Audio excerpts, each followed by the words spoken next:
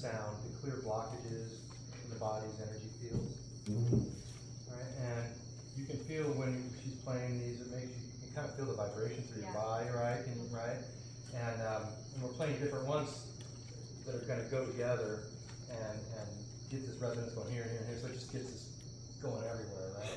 Yes, and I just want to say that the body has its own electromagnetic fields that emanate from both the heart and the head, and they can be as, as far out as 30 feet in all directions if they're like super, super healthy. Right, so it's our intention that after today's presentation. Tell us about the instruments, just in brief. About what? The instruments. Yes. We're not familiar, all of us. So really what happens is you take crystals and you turn them into powder and recast them into glass. Wow. And so now these bowls, when they come back out, a lot of people say they have a little bit of personality to them, just like any regular crystal would too. And we found that a little bit to ourselves. But it's about craftsmen. When a real craftsman does it, there are people that it's a labor of love for them. They love crystals and they love the bowls, and so they would actually they say talk to the crystal and say, do you want to be crushed up and made into a bowl? And these crystals here, the way we hear it, we're waiting a very long time for that opportunity. Thousands of years, not millions. Yes, and because they're made of quartz, and quartz is an excellent conductor, it's very common for these bowls to be made out of quartz because your intention and your energy will project through the bowls when you play them. Also, there are different notes correlate to different colors, which can be associated with chakras. 7 of them could be associated with chakras, and 5 of them are associated with the endocrine glands. But because they are also pure tones of color, they won't just balance the chakras, but it will send the color and the frequency to the parts of your body that need it the most.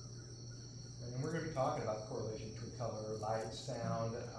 We'll play some healing tones as well on these very special bowls. To us, everything is vibration. Like the very smallest building blocks of matter is just vibrational equivalents. We're just waiting for somebody to observe it and make it solid, right? So, in the Hermetics, they say that the universe is made of mind, right? And this is like the picture that Amy had, where you've got these 2 neurons, and there's that little bit of electricity kind of going between them, and that's just a vibration, right? And so that's the mind, and this is brain, and the mind really doesn't take up any actual space in reality. Like, where do you store this stuff, right? It's just a vibration, right? And so what it has to do with color and light and sound is it all comes back to the vibration or the frequency. So the only difference between light and sound is the width of the wave. So when you've got light, it's a very narrow wave, and that's why, like, when it hits your body, you're going to make a shadow where it doesn't go through and all the other light goes through. But when you're talking about sound, it's a very wide wave. And this is why you can hear something that's behind you. Even though your ears are pointing the wrong direction, it's the width of the wave or the vibration. Like she was saying before, the only difference between a C note and a D note is the frequency. The only difference between a red and orange is the frequency. Okay, so, there again, hearing is the vibrational interpretation of particular frequencies of energy waves in the form of sounds that touch the hearing apparatus.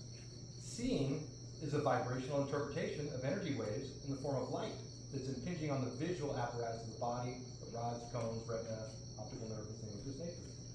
So when we're talking about the importance of sound in terms of healing and clearings of the chakra, we like to think about the fact that, in almost all creation myths, sound always precedes light, right? It's like when God says, let there be light. So the sound typically comes first.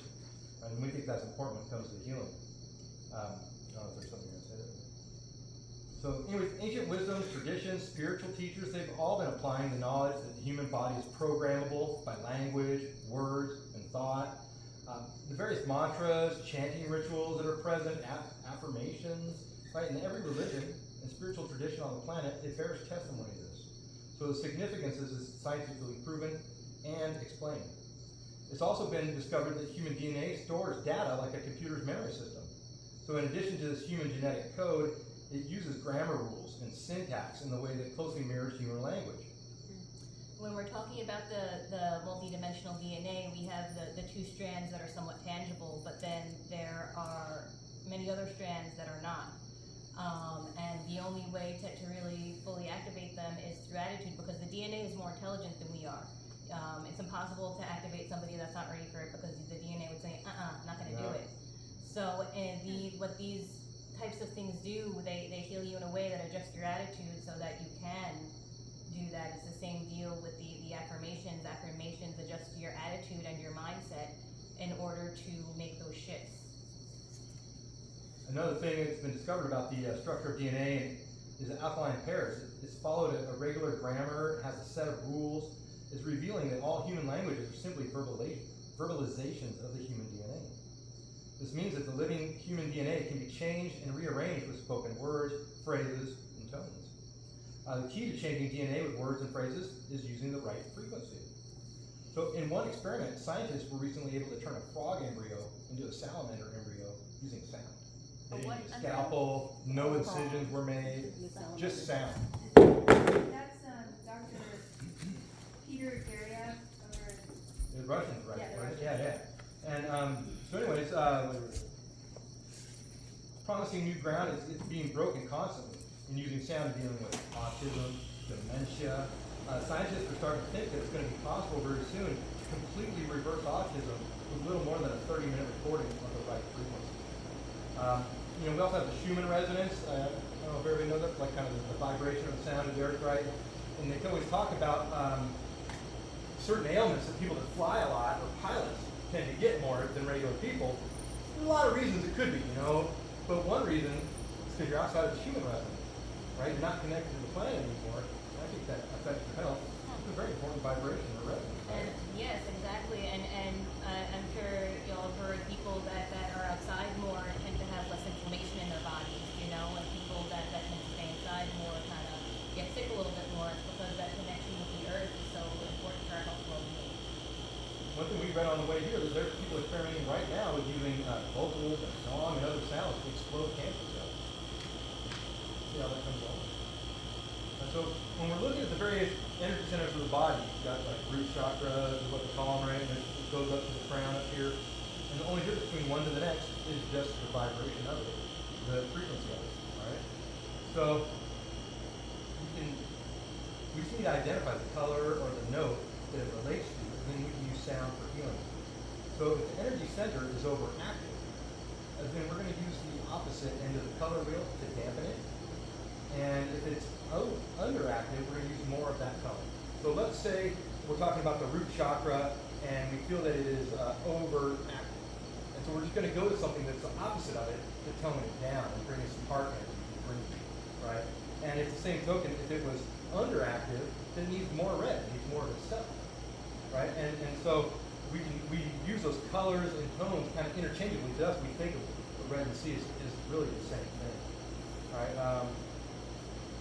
Yeah, so underactive, you're going to use more of that note. Overactive, you're going to use the opposite end of the one. That's what we got there for sound healing. We're going to do a little root chakra activation. I'll try to keep these somewhat short for you guys.